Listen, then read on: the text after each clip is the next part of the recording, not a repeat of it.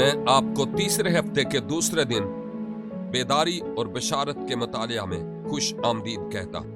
आज के लिए ज़ेरे बहस मौजू ये है कि दुआ का तवारीखी बेदारियों में क्या किरदार रहा। खुदा ने तारीख़ कलीसिया में और ख़ासकर अमरीका की कलीसियाई तारीख में बहुत कुछ किया। यूं 3 बड़ी बेदारियां आईं। इन सब बेदारियों के पीछे दुआया तहरीकें थीं, बल्कि इनमें से एक दुआया तहरीक नहीं थी। लिहाजा मैं आपको उन बेदारियों और उनकी खुसूसियात से मुताल्लिक बताना चाहता हूं कि खुदा ने कैसे बेदारी भेजी। पहली बड़ी बेदारी उस वक्त आई जब हम अभी एक मुल्क की हैसियत से न थे। इन बेदारियों के दौरान जॉर्ज व्हाइटफील्ड और जॉनथन एडवर्ड वो अजीम शख्सियात थीं जिनको खुदा ने कसरत से इस्तेमाल किया, और इस बेदारी के सबब से अमेरिका की तारीख की बुनियाद बेदारी की सरजमीन पर रखी गई। ऐसी बड़ी बेदारी जिसने इस सरजमीन को अपनी लपेट में ले लिया। दूसरी बड़ी बेदारी 1800 से 1830 के दरमियान आई, और यह बेदारी उन लोगों के वसीला से आई जो मगरब की तरफ आ रहे थे। उस वक्त आजादी से खुशखबरी सुनाई जाती थी और बेदारी की आग यहां पर रहने वाले लोगों में फैल गई। और मैं सिर्फ एक इलाके की बात करता हूं। केंटकी के देही इलाके में तकरीबन 40,000 लोग अपने घरों से निकल आए ताकि खुशखबरी सुने। खुदा बड़ी कुदरत से काम कर रहा था। तीसरी बड़ी बेदारी 1850 के दौरान आई और इसे बड़ी दुआया बेदारी कहा जाता है। इसका आगाज उस वक्त हुआ जब माली तौर पर बहरान था, तो लोगों ने दुआ करना शुरू की और यूं यह दुआया तहरीक पूरे अमेरिका में फैल गई।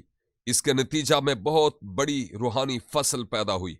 अमेरिका की तारीख बेदारी के एतबार से बहुत बाबरकत है। आखिरी बड़ी बेदारी दुआया बेदारी थी।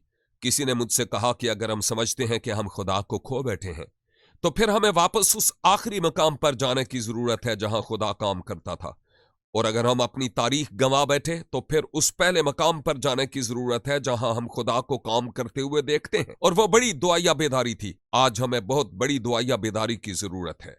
यहां मैं आपकी खिदमत में उन बड़ी दुआया बेदारियों की चंद तवारीखी खुसूसियात पेश करना चाहता हूं। सबसे पहली बात यह है कि इसका आगाज उस वक्त होता है कि जब लोग मसीहियत में समझे कि सब कुछ ठीक है, जबकि सब कुछ ठीक नहीं होता, और तारीकी छा रही हो, और तारीकी इतनी ज्यादा छा जाए कि सरजमीन को अपनी लपेट में ले ले और लोग नाउमीद हो जाए। तो फिर लोगों की एक जमात दुआ करना शुरू करती है और खुदा के हुजूर पकार उठती है कि ए खुदा तू काम कर।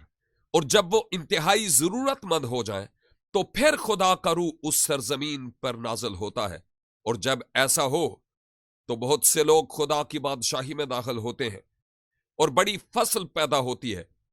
इसके नतीजा में कलीसियाएं जबरदस्त तौर पर बढ़ना शुरू हो जाती है।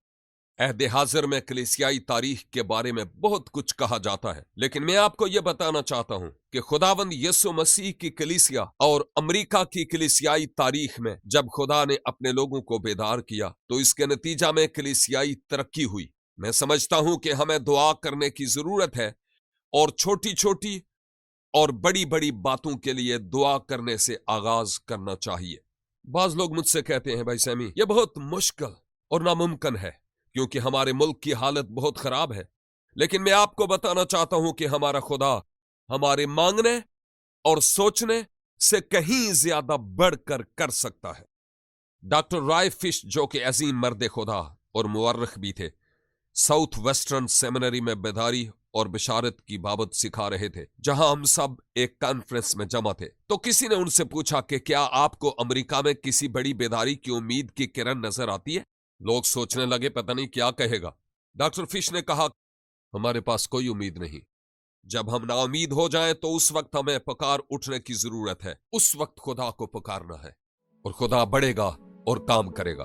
शायद आज हम ऐसे मकाम पर हों कि नाउमीद हूं, तो हम कहें, ऐ खुदा हमें तेरी जरूरत है। और ये वो मकाम है जहां खुदा बेदारी भेजेगा।